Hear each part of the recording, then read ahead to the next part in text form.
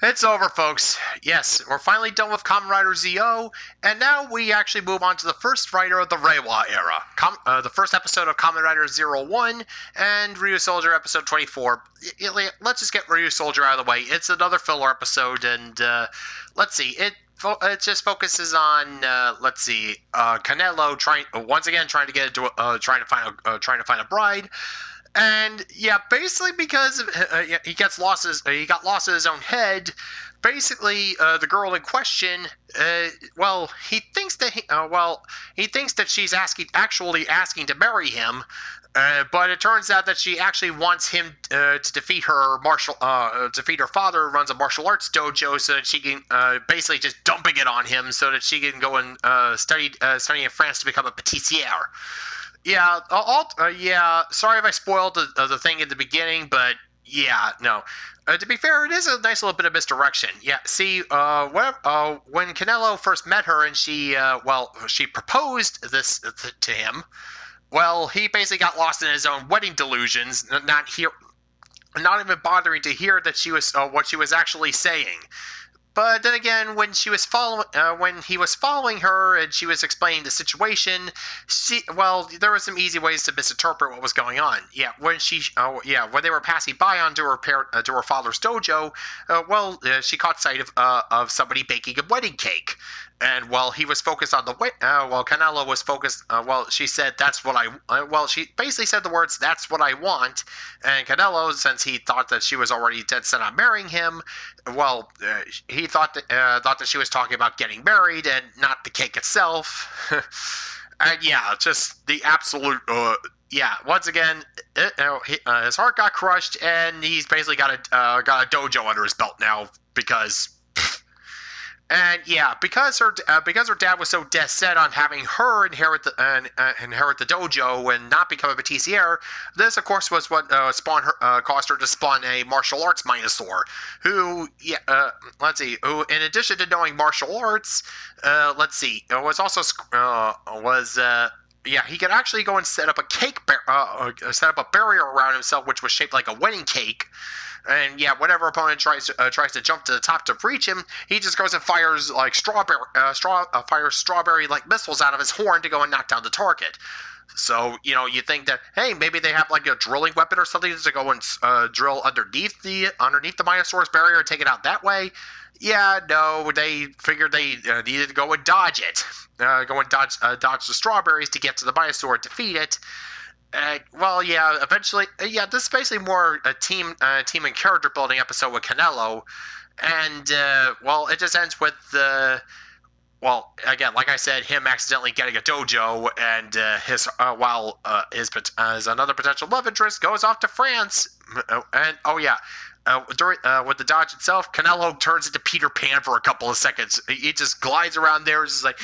I was almost tempted to hear him say, just think of happy thoughts and you can fly! Again, just a pointless filler episode. Anyways, on to the main goods here. The first episode of Kamen Rider 01. How to describe this show? Basically, you take Detroit Become Human, Mega Man X, and Mr. Deeds, not the Adam Sandler version, and just turn the result into a Kamen Rider. And the setup is that sometime in the near future, there's mass-produced robots that look exactly like humans called Humagears that basically handle they're basically like Reploids for Mega Man X. They handle civilian jobs, security guards, bakers, daycare service providers, basically just whatever job, construction workers, any type of job. There's a human gear that can go in for that job. And just like with the Reploids, there's also a group of Mavericks that are basically trying to turn the human gears against humanity and take over the world. Of course. Though instead of it being Sigma, our villain faction is called Metsubo Jinrai, led by apparently two psychopaths called let me see what their names are. Let's see. let's see. Yep, Metsubo Jinrai, led by let's see.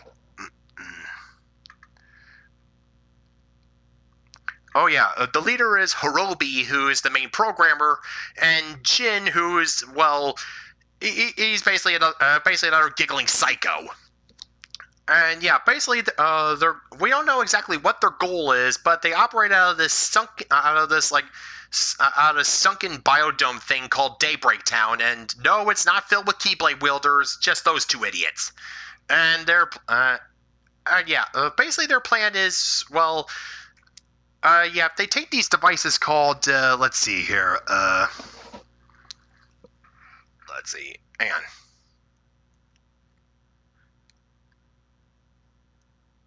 Let's see, what's the things that they use? Let's see. Oh, yeah. Zetsube risers. Yeah, they basically use these devices called Zetsube risers and attach them to a Huma gear, reprogramming them to, basically turn them into Terminators. Whatever they were doing, forget it. You're now, kill all humans! Kill all humans! Just turning them all into benders. Only nowhere near as funny.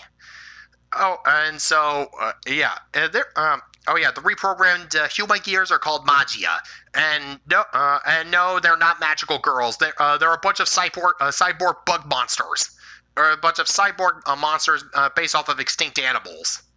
I'm pretty sure there's a thematic connection to that, and what's happened with Daybreak Town, and why Hirobi and Jin are so obsessed with using Huma gears to destroy humanity, even though they're humans too. FYI. Either that, or they actually are, or they are Maverick Huma gears. I don't know. We have a bunch of mass-produced robots that can be turned into Terminators with the flick of a switch, or just a belt on the chest. So, how are they gonna? Who's gonna stop them? And the answer: a failed stand-up comedian. Aruto Hiden, who's our new protagonist, is a 22-year-old stand-up comedian, and he sucks. Yeah, he flops. He just flops harder than the Flying Graysons on Bring Your Kid to Work Day. Yeah, he's a failed stand-up comedian who was working at an amusement park until it turns out, his granddad is actually the guy who invented the Huma gear in the first place, and he's going to be rolling in the dough. Of course, for what little we see here, it looks like Aruto really doesn't want anything to do with the family business. Basically just dedicated to making people laugh. I mean, hey, I'm a guy that's trying to be funny on the internet. I can relate to that. Problem is he sucks, and it's kind of hard for people to be laughing when they're being beaten to death by killer robots. Killer androids.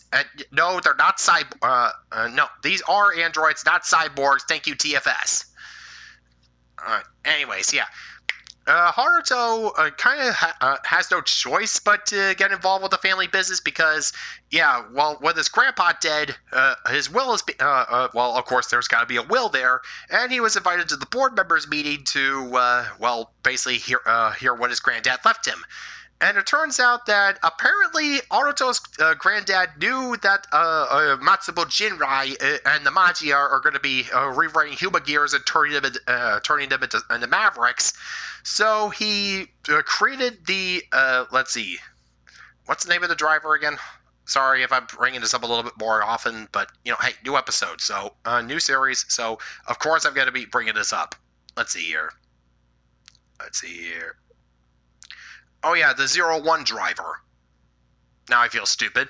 Anyways, the 01 driver was created for him and was given an assistant gynoid, let's see, by the name of, let's see.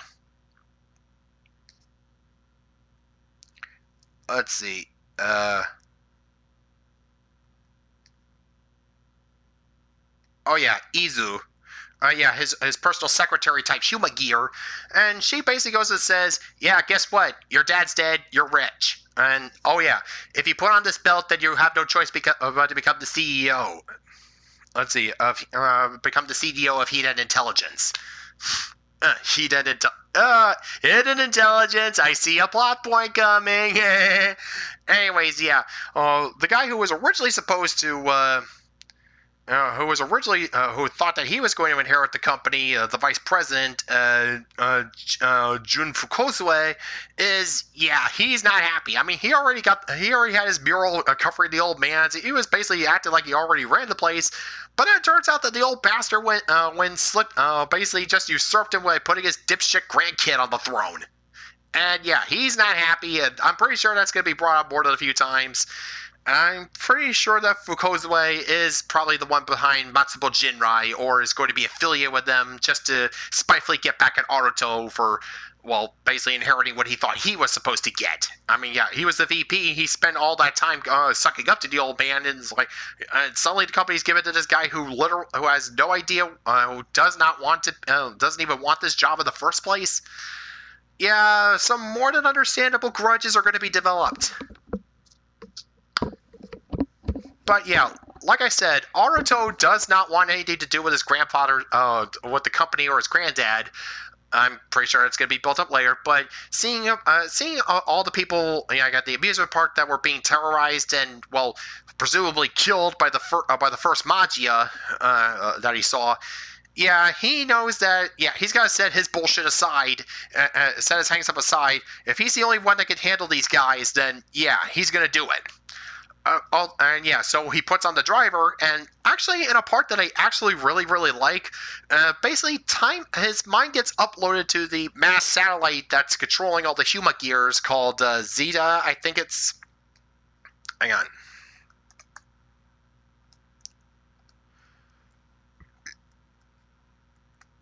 Let's see, what's it called again?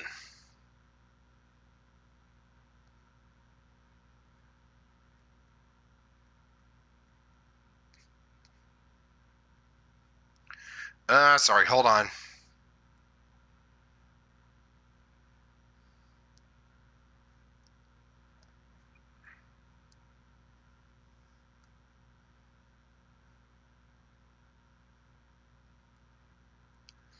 Let's see, where is it?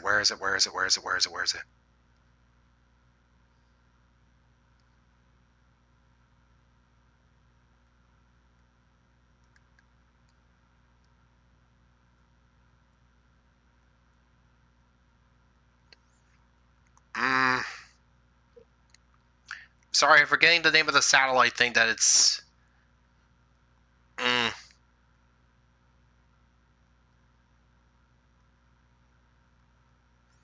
Where is it?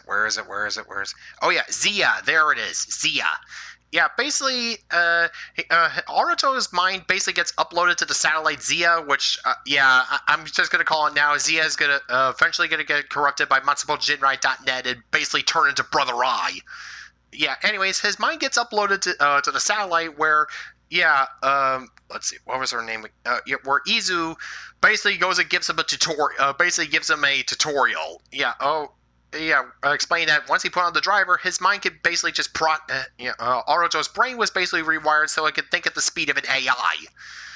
So yeah, in the span of basically, if he thought that the hyperbolic time chamber for Dragon Ball Z was bullshit, yeah, his mind was uploaded to a satellite where I don't know how long he was spent working on the driver or learning how it works, all the transformations, all that stuff. Yeah, just going through the user manual. It only happened in like 5 seconds of real time. So, what I like about this is that most writers just go and slap the belt on them and just basically just instantly, wow, hey, I already know how to do this already without any prior instruction. But yeah, no, this actually goes and explains that once you put the belt on, it actually does guide you through a tutorial on how you use all the powers and stuff. So you're not just going around haphazardly, just basically just winging it. And yeah, Kamen Rider 01 himself. Well, first off, he glows in the dark, and that's a cute little detail. But yeah, he's just like with the Magia in the series, the monsters in the Magia. Let's see, 01 himself is very, very slick. Yeah, he's if I had to find the best way to describe how he looked, well, again, he kind of looks Oh yeah, going back to the Mega Man X comparison, he kind of looks like Reploids do in the Mega Man Zero series. Well, yeah, not overly bulky armor, but looking like actual muscle. Just just like with with the advanced Reploids and the Guardians and yeah, all the stuff in Mega Man Zero. Yeah, Zero One does look like a very sleek, no nonsense cyborg. Uh, yeah, and once again, we have ourselves a grasshopper motif, and for the first time since like Double, as the main rider. Uh, and yeah, starting off the new era of Kamen Rider, of course you got to go back with the grasshopper motif. Yeah, it's tradition, except for in the Magia's case, instead of it being a grasshopper, instead of it being a spider or a bat or a cobra or any of those rehashed themes for first-time monsters, this one is actually based off of an extinct praying mantis. Oh well. But yeah, Zero One definitely looks cool. I like how the undersuit is black, so it really just highlights the yellow coloring on the main suit. And yeah, again, it's not bulky. It doesn't look very cumbersome. It looks like very maneuverable. Very, lots of versatility in the movements, and not anything to get hung up on. And yeah, for a sleek futuristic setting, I mean, hey, efficiency is the word of the day. One other thing I forgot to mention, that there was already basically a Maverick humanoid Humagear cleanup crew called Ames that, while they can take out the Combatman Magia, which are basically just reprogrammed Humagears that weren't given one of those Zeta drivers or whatever it's called. Hold on. Let's see. The Zetsume Riser. Yeah, basically reprogrammed Humagears that were turned into Magia without a Zetsume Riser. If there's any Humagears in the vicinity, any Magia could just go and turn them into Mavericks, just with a little bit of a click. So yeah. First priority would probably be to evacuate any other surrounding Humagears in order to make sure that the fight doesn't get any too crazy. Anyways, Ames. These two, they're basically Maverick Hunters. Only instead of X and Zero, we have, Isamu Fuwa and Yua Yaiba. And yeah, Isamu seems to be like a hardcore Luddite. He absolutely despises Humagears. And yeah, them going Maverick, it's just basically just an excuse he has to go and reduce them to scrap. And yeah, this guy definitely does not seem to be a team player, as Yaiba, she's the superior officer, and he constantly undermines her authority just to go and double tap on any disabled combatment Magia. Oh yeah, and this guy's also going to be Isamu and let's see. Yeah, Isamu and Yua, yeah, they're actually going to be our secondary and third riders, Kamen Rider Vulcan and Kamen Rider Valkyrie. And yes, we actually have a female Kamen Rider in the main cast that was introduced like several episodes later, and hopefully she doesn't get killed. Yeah, Valkyrie is actually going to show up in like the second episode. Yeah, the very first third rider who's a female and part of the main cast. And yeah, again, not some last minute sort of thing. Not as a villain. Yeah, I think this is like the first main common. Okay, we're not up to the point where we have an actual leading lady as the main Kamen Rider. No, baby steps. But hey, again, she is part of the main core of Kamen Riders, and yeah, hopefully she doesn't get killed off for some bullshit reasons. I mean, hey, new era, might as well go and break some rules a bit here. So yeah, 01. Well, it's written by the guy that wrote X8, so yeah, we know that at least it's going to be in somewhat good hands here. But then again, anybody, even anybody who's really good at writing could get screwed up along the way, whether it was too ambitious or just outside factors. But again, for what I've seen here, 01 definitely looks like a good start to the Reiwa era. And yeah, after the absolute, Zio was just, after some reevaluation, at least Zio could have been a lot better, but 01, it's a palate cleanser. Let's just go back to let's just have a bug themed superhero go around being robot ass. Phrasing. And yeah, actually, it doesn't. Another thing to note: 01 doesn't look like it's going to be bogged down with like thousands of collectibles. Again, just like with XA, just basically just keep it simple. We already have more than enough collectibles in ZO. Yeah, we're not here for the collectibles. We're here for the characters and the story and the action. Just keep a good balance of all three, and we're good. So yeah. We're left to see. We have some. Let's see, some good story threads to pick up here. Let's see, Aruto becoming the CEO. What the hell Matsubo Jinrai is. What their goals are. What Daybreak Town's all about. And what Isamu's hatred for Huma Gears is. So yeah, definitely check out 01. One more thing before I forgot to mention. Yeah. The first episode was actually released on TV Asashi's YouTube page for the first 2 days until it was taken down by Toei. Yeah, a lot of people who heard about it actually saw it on YouTube without, subtitles, obviously. But apparently they shut that down because I'm guessing Shirakuri was just, didn't want anyone to challenge his bias and there being international fans. So, screw you, pal. But yeah, 01...